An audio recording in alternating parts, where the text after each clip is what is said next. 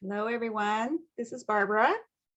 I see Ruth on here. Good to see you, Ruth. Or I can't see you, but good to have you here on this call. Amy, Carrie, and Megan. Glad to have you all here. So we still have about 12 minutes before our speaker begins.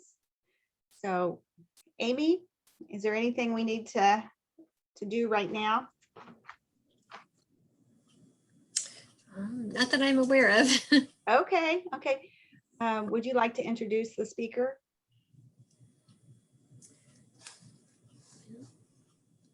So Elizabeth and I have never actually met, but I can, I can. Okay.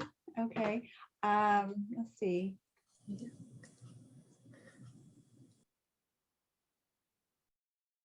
And I can share my screen with her and she can take over once we get going here. Then.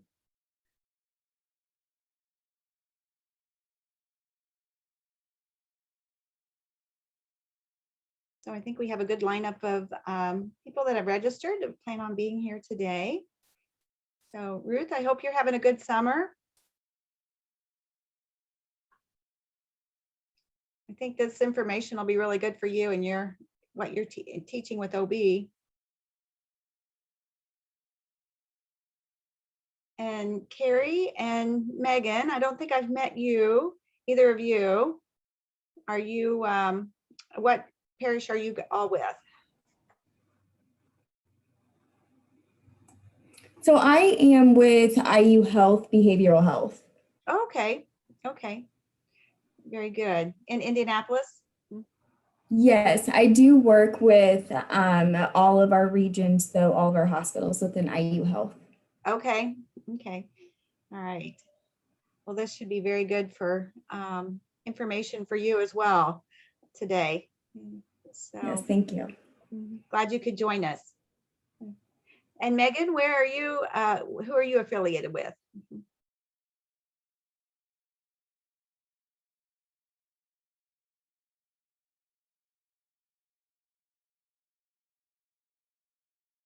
She might have stepped away from her computer.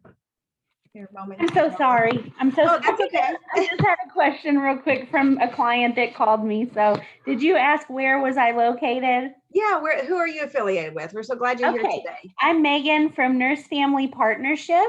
Okay. And I'm in the Southern Indiana area. Okay, very good. In Bloomington area or more south than that? More south. So about 10 minutes from Louisville, Kentucky. Oh, okay. Yeah. Oh, near Scott County? Yes. Yeah, that's one of the counties that I serve. Oh my goodness. That is a huge area with the opioid. Yes, it is. Yes. We had a speaker. It was a physician from Scott County that came and spoke at Marian University 3 or 4 years ago. It was very, very informative on what he was doing in his small town. And I can't recall his name right now, but it was very, very interesting. Yeah. So thank you for your work down there. Thank you.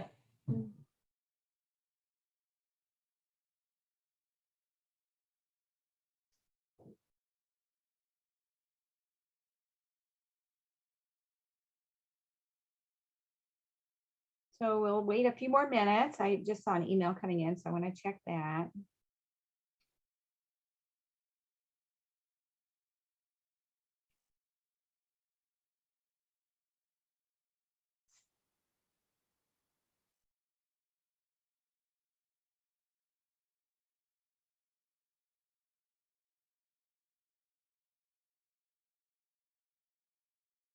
And Amy, just to be clear, Elizabeth got the link, correct?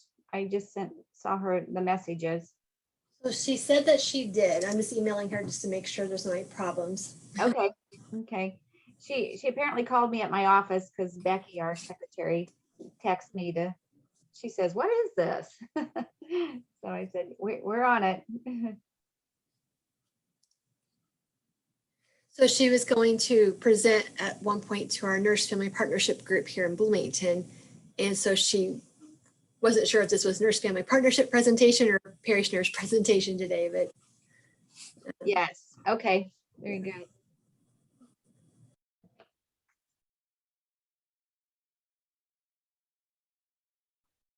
Oh, she just emailed me back. She said, yes, she got it. So she'll be joining us here shortly.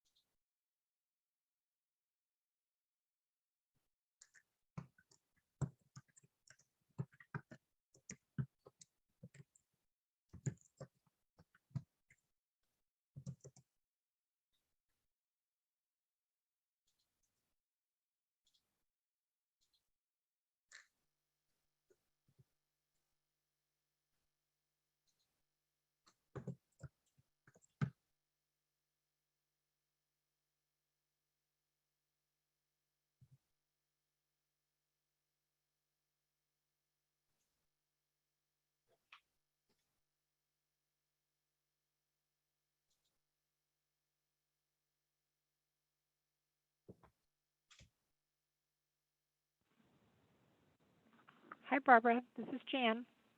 Hi, Jan. How are you? All right. So I'm using a phone for verbal and audio, and then I've got it open also. on. Okay, very good. I Great. just put up in the All right. chat the link for the Faith Community Nurse Census for Westburg.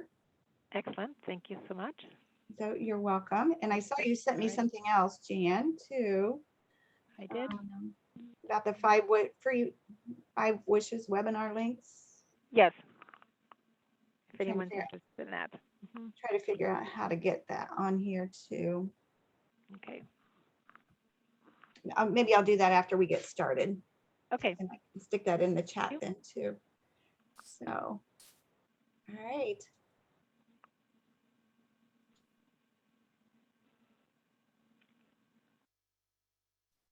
Okay, I see Amy on here twice, and I see a beautiful lady who does not look like Amy. There I see a beautiful Amy and another beautiful lady. I noticed there's 2 Amy's. Is she from your office? No. So, Amy the second, welcome. Sorry, that is me. My name is Elizabeth Wall with the Indiana Pregnancy Promise Oh, Program. Sorry okay, about that. I don't know why it's not showing my name. okay, all Maybe right. because Very I forwarded the link. I don't know. So nice to meet you, Elizabeth. Yeah, nice to meet you, Elizabeth. Welcome. Hi, thanks for having me. But you do show up as Amy. So, I can put my name in the chat. yeah, very good. Well, we have about 1 more minute, so we're gonna hold on here. We had several that had registered, and so we're expecting a few more. There's Megan. Hi, Megan. Welcome.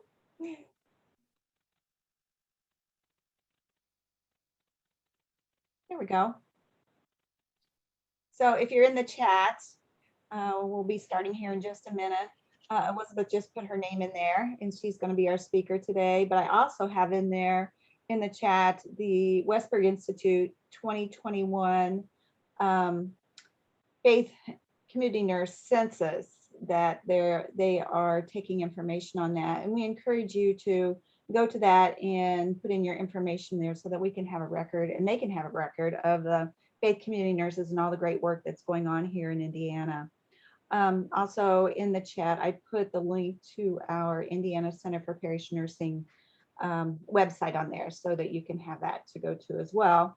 And then the last thing is that we have some other resources available for 5 wishes, some webinars, and I will put those in the link while Elizabeth is speaking today.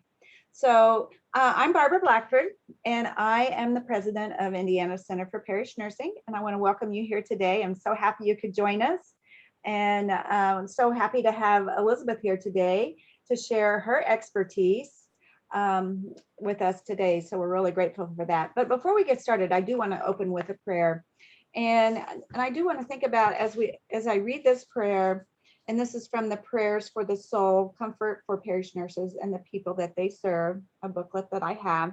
And this is a prayer for those who are sick. And I just want to dedicate this mainly for those women who are suffering with addictions and what Elizabeth is going to be sharing with us today. So let's pause for a moment just now as we begin. Lord of all creation, grant comfort and strength to those who are suffering from illnesses we do not yet fully understand. May their time of recovery be a time of strengthening and hope, of rest and renewal. Healing and teaching God, may you grant each person who is afflicted both wisdom and support to do all within their power to defeat their infirmity. We pray that you would also guide them to know when to ask for help. Guard especially, O Lord, those who are weak and compromised, that they may make it through this valley.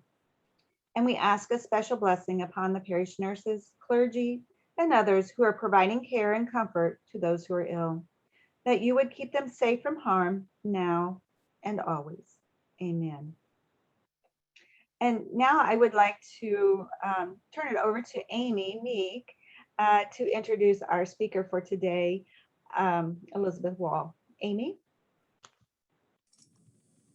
Well, good afternoon. So Elizabeth and I have actually never even met yet, but we have emailed back and forth. So Elizabeth is the program manager for the Pregnancy Promise program at FSSA. And we first connected because I manage our nurse family partnership program here in out of the Bloomington office at IU Health.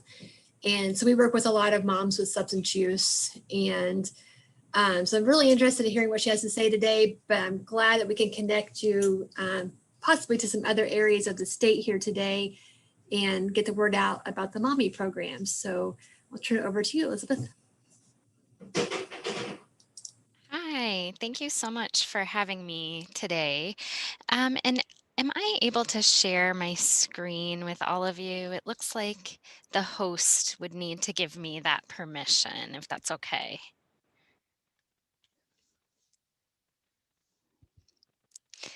And while we're working on that, I'll just share that my name is Elizabeth, and I have been with the FSSA Indiana Pregnancy Promise Program since almost a year ago now.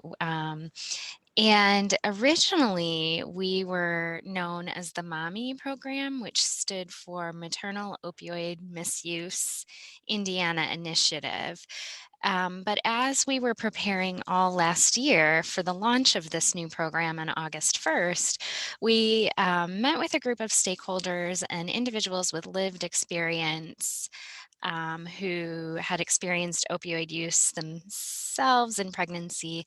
And we came up with a new name that we wanted to really embody inclusivity and welcoming and safety. So we evolved from the MOMMY program to the Indiana Pregnancy Promise program.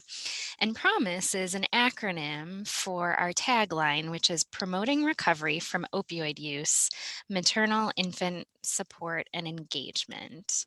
And just by way of background, I am a licensed social worker with a background in infant, early childhood, and family mental health. And I also have previous experience as a home visitor working with pregnant individuals and their families and young children. So this is certainly a population that I feel very passionate about and have really dedicated my career to focusing on pregnant individuals and the transition to parenthood and early childhood well-being. So again, happy to be here, happy to be part of the Indiana Pregnancy Promise program. And I think you're all able to see my slides at this point. Could you remind me how much time I have on your agenda today? Because I could talk about this program forever, but I want to respect the time frame we have today. You have until about 1:50, 1:55 and then we can have questions and answers. Oh, perfect. I probably won't need that much time, but that's helpful. Thank you. So our program is fully funded by a federal grant from the Centers for Medicare and Medicaid Services. Indiana is one of only 8 states to receive this grant. And really, the purpose of the program is to identify pregnant Medicaid beneficiaries with opioid use disorder as early as possible in their pregnancy and connect them with prenatal care, mental health, behavioral health care, treatment for their opioid use disorder, and any other family supports and resources that they might need. Because ultimately, what we want to do is improve the health and well-being outcomes for both the mother and the infant. And that's relatively unique about this grant, that it's focused on the dyad and that we are actually aiming to improve outcomes for both the parent and the infant. So it's one of really the first of its kind in terms of a CMS grant. Just for background, our Pregnancy Promise team at the Family and Social Services Administration is led by our Chief Medical Officer, soon to be Secretary, Dr. Dan Rosiniak. I am the program manager. We also have Carrie Michaels on our team, who is our project and enrollment specialist, and then Mary Bennett, who is our brilliant data coordinator. So what is this new program? Well, it's a free voluntary program for pregnant Medicaid beneficiaries who use opioids or who have used opioids in the past. So we wanted to make that definition of opioid use really as broad as possible in an effort to help as many parents and infants as we could. So this would include pregnant individuals who may be using things like heroin during their pregnancy. We also know that oftentimes substance use in pregnancy means polysubstance use, so it may be alcohol and other drugs in addition to the opioids. They may be using opioids that were, purchased in the community and that were not prescribed. They may be using prescribed opioids and on a journey to achieve sustained recovery, and therefore have a prescription for methadone or buprenorphine and would be welcome to participate in this program as well. So again, we were not trying to limit that definition of opioid use so that we could connect as many individuals to resources and supports in healthcare as possible. So like I said, the goals of the program are to help these pregnant individuals enter prenatal care as early as possible, because the data suggests that many times these individuals are fearful or feel stigmatized about substance use during pregnancy and do not seek prenatal care and arrive at the hospital for delivery and the birth having had little to no prenatal care. So we are trying to turn the tide on that here in Indiana. We want to help individuals access opioid treatment to achieve sustained recovery so that they can be healthy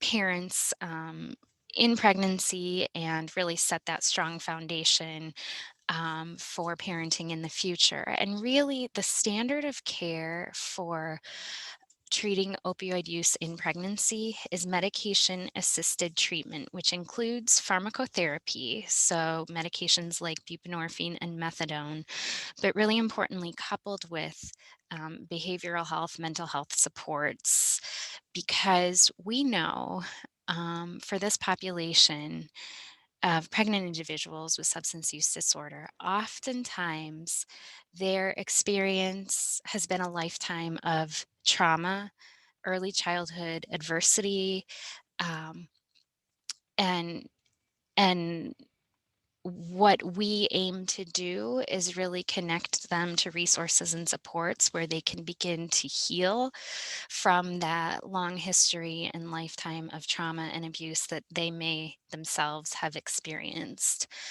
in their own childhood. So the idea of this program is really to identify individuals in the prenatal period, establish a trusting relationship between the enrollee and the Pregnancy Promise Program case manager, who will really be part of their support system, their care coordinator, their advocate in the prenatal period, and then through 12 months postpartum.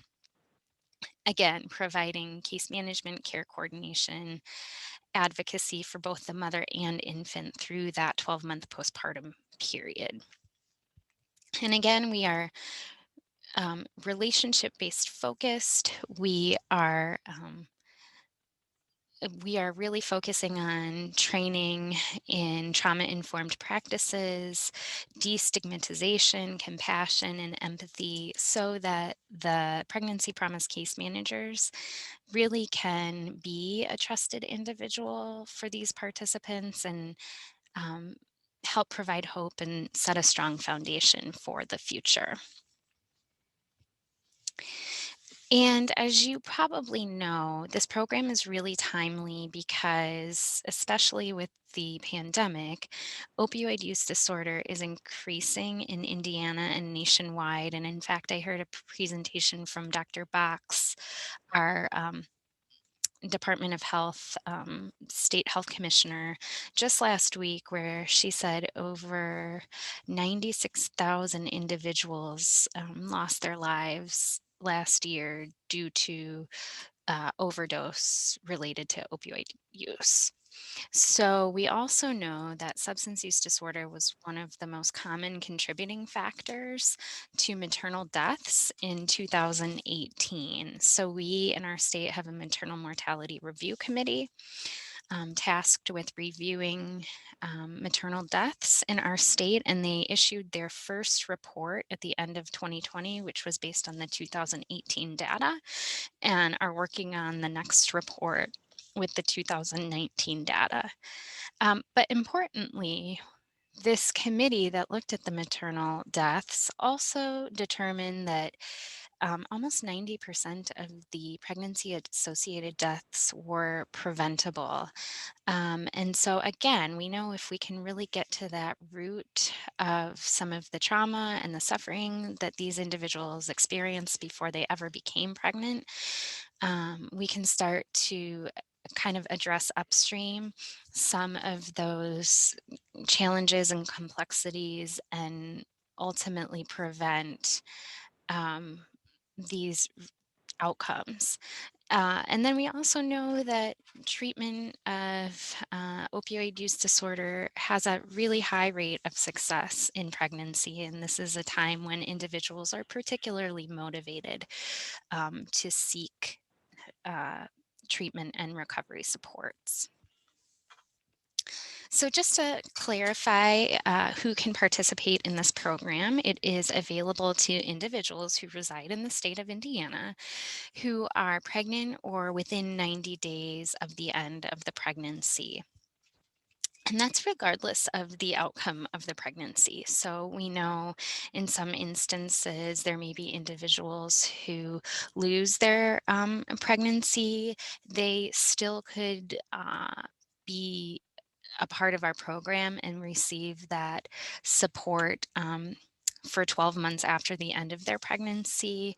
Oftentimes they would want to be connected again to the opioid use treatment, mental health supports, grief supports, things like that. Or if they choose adoption for their infant, they could still enroll in the program and receive care coordination and case management through 12 months postpartum. And then, of course, if the pregnancy results in a live birth, then parent and baby together receive those supports through 12 months with this program. We already talked a little bit about the opioid use criteria, and then also the last criteria is really, this is a Medicaid program, so individuals who are already covered by Medicaid or eligible to receive Medicaid coverage. We hope to eventually expand this type of program to a broader population. But right now, the grant is very specific to Medicaid beneficiaries with opioid use. However, we know any pregnant individual with any type of substance use disorder could potentially benefit from care coordination, case management, and supports.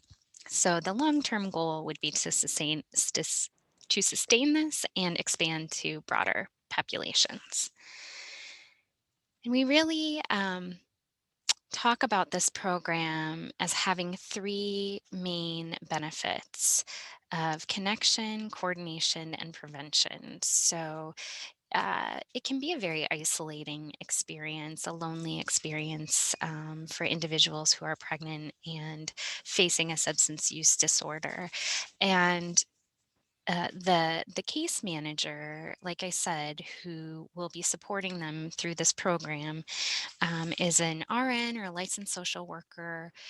And as we were starting this program and getting it organized with the 4 managed care entities who provide Medicaid services to pregnant individuals in our state, we really asked them, based on the individuals already working within your system as case managers, who are those case managers that are really passionate about supporting pregnant individuals with substance use disorder? Because there are all different types of services available for high risk OB populations, whether the high risk is due to things like diabetes, hypertension, long term illness, such as cancer, um, and then substance use disorder. And so we were so appreciative of the case managers who stepped forward, who said, I really do have a passion for this population and want to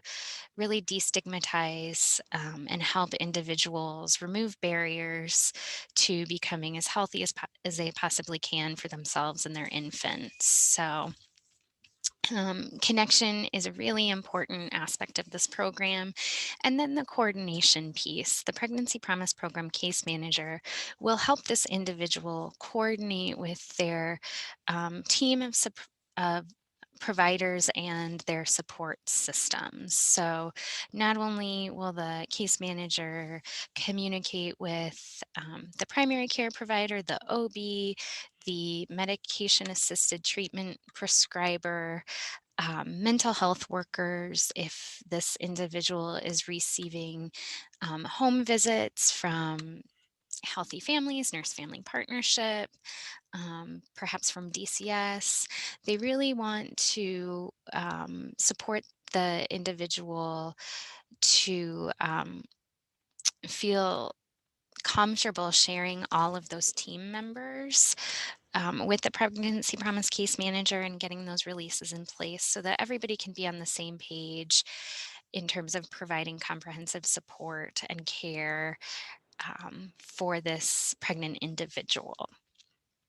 And then lastly, prevention is a key component. We really want to reduce maternal and infant mortality in our state.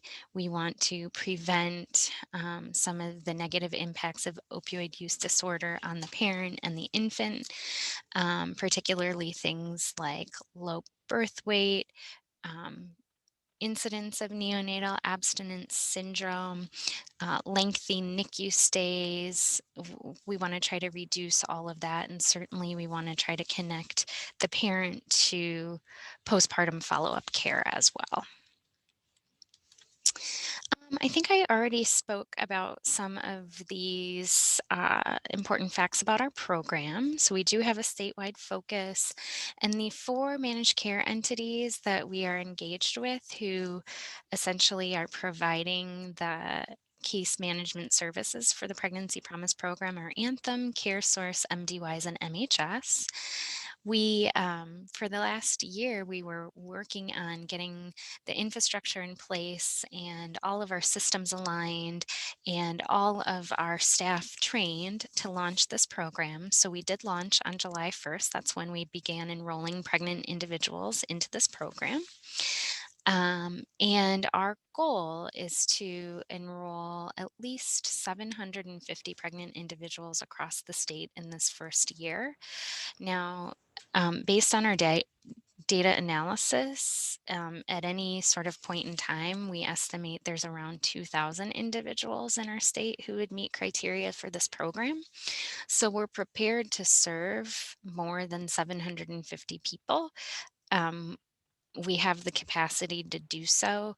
But just to kind of give you a sense of the scope of what we're trying to achieve.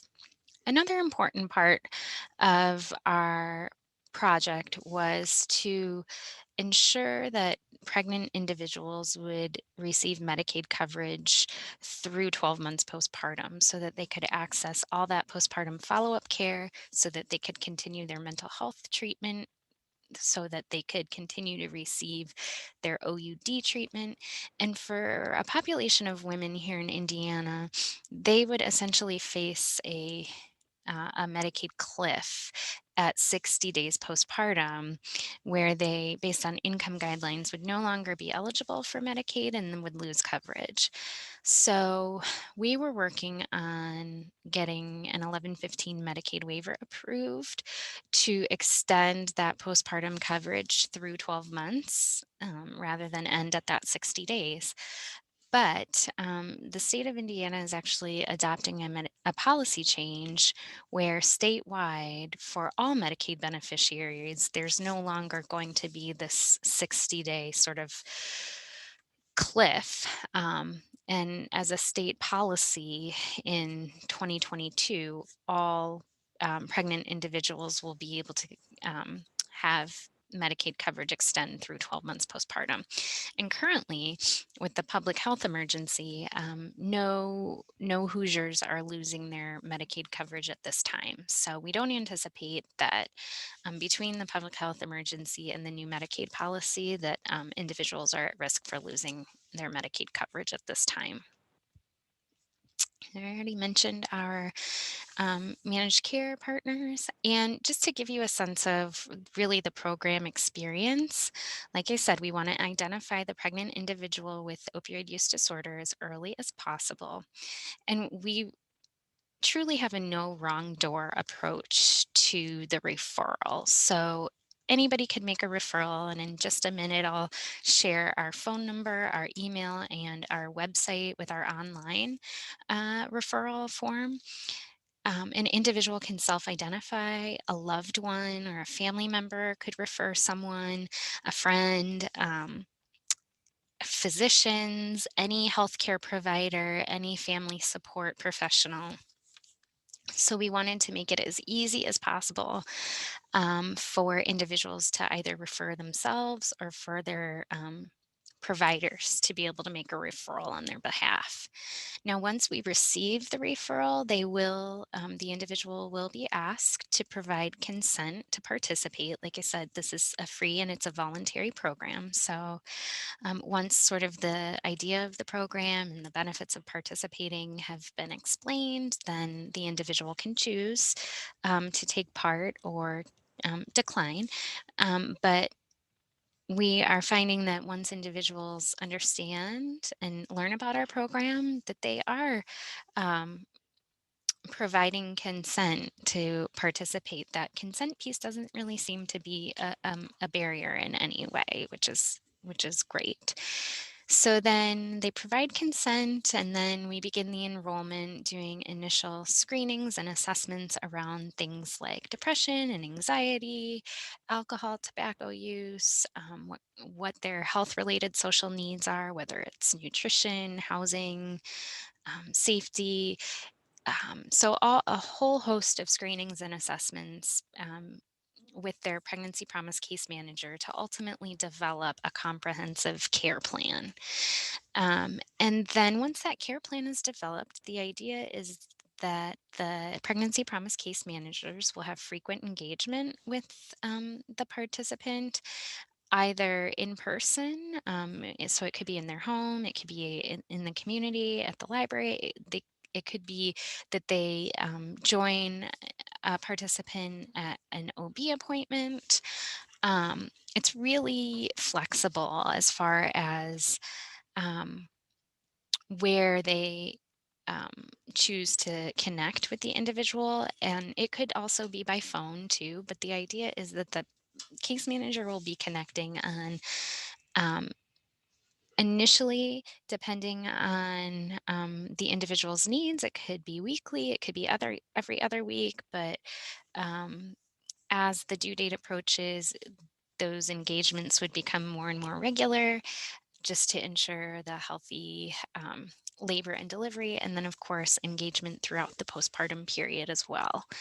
Um, So as that 12-month postpartum timeline approaches, the pregnancy promise case manager will not only be providing resources and supports for the mother, but the infant as well. So whether the infant needs to get set up with a pediatrician or a first steps referral due to developmental delays, if the family needs crib, car seat, things like that, the pregnancy promise case manager can help get all of those things in place and provide the parent education too on things like safe sleep and breastfeeding and all of those types of things.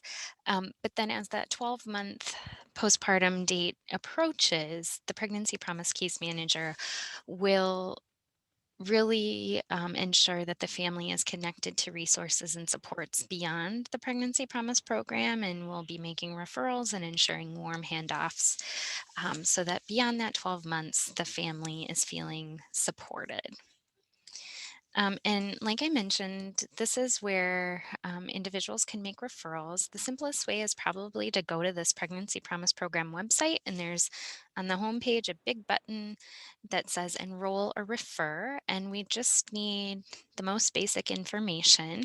If it's a professional referring on behalf of a client or a patient, it's again just name, your agency phone number, those types of things. And then for the individual being referred, it's really very basic as well. Name, date of birth, phone number, address if you have that. So it's really quick and easy. Or you can call our local and toll-free phone numbers or send an email to make a referral.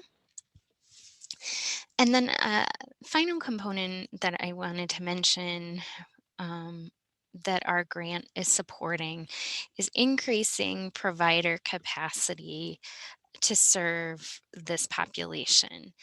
Um, I talked earlier about the stigma and the barriers that are often faced by pregnant individuals who are trying to seek treatment and achieve sustained recovery. Um, and we know that we have somewhat of a provider shortage in our state in terms of OBs who are trained in caring for individuals with opioid use disorder. So, to fill that gap and help meet that need, we've partnered with Indiana University Project Echo, which is a virtual professional development learning format. And so we have 3 training series that are geared toward 3 specific audiences of healthcare providers. And anyone can register for these training series, and we do offer free CMEs and free CEUs. And if people are interested after this, I can share the link for these trainings, and we offer them kind of on a loop. So these training series are all running currently, but they'll be offered again in a couple of months. So you can either pick up in the middle of the series, or you can wait until it begins again and start from the beginning. Um, there's flexibility there, but you can see one track is really specific for healthcare providers who care for pregnant individuals. So that would be our OBs and our maternal fetal medicine. You can see our second track is really geared toward providers who care for infants with neonatal abstinence syndrome or neonatal opioid withdrawal symptoms. So we have a lot of pediatricians, NICU nurses on that track. And then the third one is for professionals who support families who are pregnant and managing opioid use disorder. So that's really for case managers, community health workers, home visitors, peer support professionals as well. And then lastly, I just wanted to mention the the milestone measures, or the things that we're really trying to evaluate at the end of the day with this program, is how well are we identifying and addressing the health-related social needs of this population and the participants who are enrolling into this program. Um, Additionally, how well are we identifying those individuals who would benefit from initiation and engagement in OUD treatment, particularly that pharmacotherapy in pregnancy, at delivery, and then through the postpartum period. And one of the things about the pharmacotherapy piece is, and that we're tracking is, are there, as a result of this program, fewer instances of parents returning to use in that 12-month postpartum timeframe, fewer instances of emergency department visits due to return to use, um, and fewer instances of overdose and overdose death in that 12-month postpartum period. So another key element that we're measuring in this program is the idea of ensuring that parents are getting the postpartum follow-up care that they need, and that we are educating participants on healthy birth spacing and family planning, because we know, again, the science shows that optimal birth spacing between pregnancies, really for the health of the parent and the infant, is 12 to even 18 months between pregnancy. And so that is an important piece of this initiative as well. And then we are also tracking several outcomes related to the infant. So are we improving or really reducing incidence of low birth weight and prematurity for this population? Are we reducing the need for lengthy NICU stays? We're also looking at the infant feeding method when they're discharged from the hospital. So a whole host of elements that we're going to be measuring related to outcomes for the parent and the infant. And lastly, we just want to acknowledge that launching this new program has been a very collaborative effort. We have so many partners across the state who are helping to ensure that they are connecting the populations that they work with to this program. And we just also have shared values, I think, across a lot of these agencies, in that we all want to see healthy moms, healthy babies, healthy families in this state. We know that parents and babies thrive when they're together. So if we can prevent consequences such as incarceration or, DCS need to remove the infant because of safety, if we can prevent all of those things together, that we're just all in this sort of with the same goals of supporting healthy parents, healthy babies, and healthy families. And that's really the goal. And I know I have been talking for a long time, so thank you so much for your attentiveness. And I am happy to answer any questions that you might have or you might be wondering about.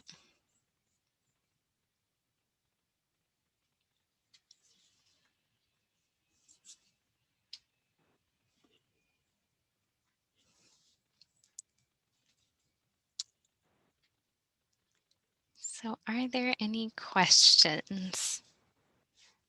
I'm hoping you can all hear me okay. Suddenly I'm wondering if you can hear me.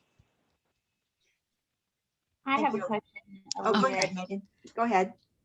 From the perspective of the case managers working in coordination with other people, such as nurse home visitors with nurse family partnership, how much overlap is there for the patients or clients in the questionnaires and those kind of things? I'm just wondering, do you guys do like ASQ screening and depression screening and all of that? Because we do too.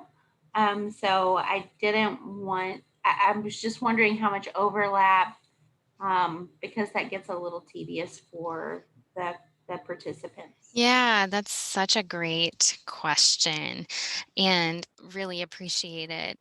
So we do want to avoid duplication of effort, certainly, and can appreciate what that might feel like for the individual who, you know, may say, I met with somebody just the other day and we went through this. So, to the extent that the pregnancy promise case managers can identify the other supports in the family's life and get those releases of information signed to exchange information, um, we we definitely want to be partners with other programs and agencies and not duplicate services. So, um, our CMS requirements do require our case managers to perform um, depression, anxiety, alcohol, tobacco, and then one other screening, which is health related social needs screening. So they are required to um, provide those screenings as part of the CMS program requirements. Um, Most of those screenings are fairly brief. And again, I think it, if we can be in communication with other support programs in terms of care planning and care plan goals, we can probably reduce some of that potential duplication. Um, in terms of the infant ASQ, that is not something that's currently part of this requirement, but certainly very important for monitoring the infant's development. And so the recommendation would be that certainly the Pregnancy Promise Program connects families who are eligible for family partnership with that program.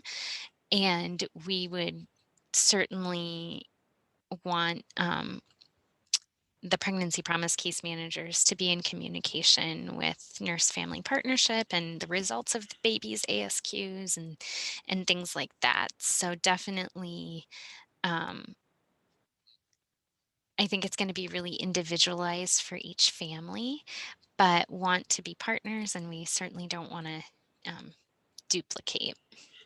Is that helpful? Yes, it was. Thank you. Okay, great. Other questions?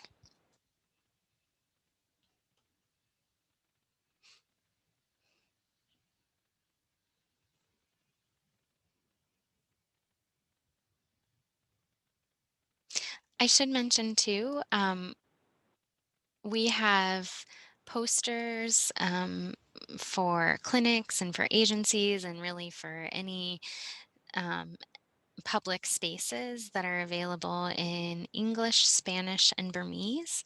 We also have flyers. They're not exactly brochures, but they're the standard 8.5 by 11 flyers in English, Spanish, and Burmese that I can send out, and they can be printed, displayed, disseminated, shared widely with community members and colleagues. So I'm happy to send those materials your way. They'll be posted on our website, hopefully by the end of this week. But until then, I'm happy to share PDFs if you'd like.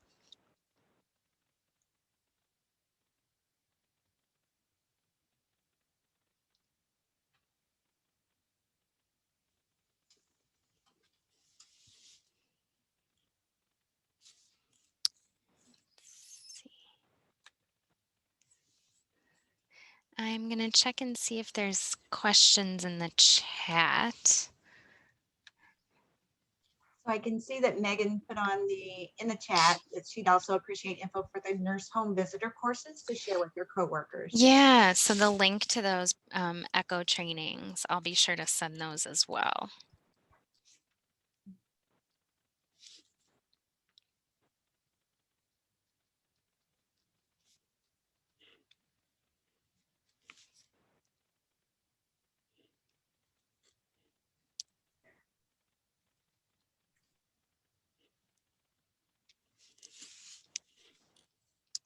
Any other questions?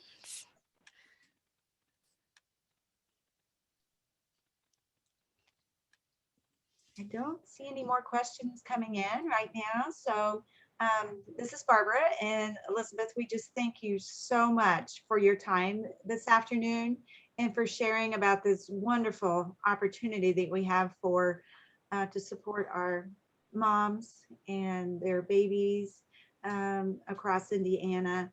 And we just appreciate your time and all your efforts, and also the links that you're giving to us to be able to have resources there. I know on the call we have some behavior health specialists related to pregnant moms, and we also have some educators on here as well. So Ruth is on here and she teaches OB at our Marian University where I am, and I also teach public health, population health at Marian University. So this is just great resources as for our students to know what's available out there and the great support we have in this crisis that we're having across the nation, and to have that support for our moms and their babies. So well, thank you so much for all you do. And, you know, we say this every day, really, we're all in this together. It definitely feels like with this initiative, there's a shared vision across agencies and systems and programs. So please reach out to me anytime if questions come up, or if you'd like to make a referral, or if there are ways that we can partner or collaborate together. My colleague Carrie Michaels and I are happy to coordinate and collaborate anytime and answer questions anytime. oh, very good. Thank you so much.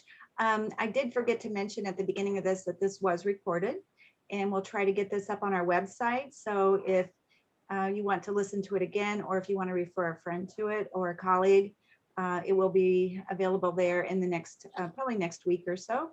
And also Elizabeth's information is still on our website there, so you can also access that there. That has her contact information on that as well for Indiana Center for Parish Nursing. And it is in the chat, our link to that, to the Indiana Center for Parish Nursing website. So if there's no further questions, we thank you all for attending today. And we thank you, Elizabeth, for sharing your expertise, and for Amy Meek for connecting us with with Elizabeth for this great information today. So have a great afternoon, and we'll see you for the next Zoom education meeting in September. Check out our website, and let's see, the next upcoming one is Addiction to Digital Media and Its Impact on Our Lives. And this is presented by Patricia Partridge, who is a coach, a health coach, a registered nurse. So if you are interested in that, you can go to our website to register for that there. So thank you again for coming today, and we'll see all of you the next time. Bye-bye.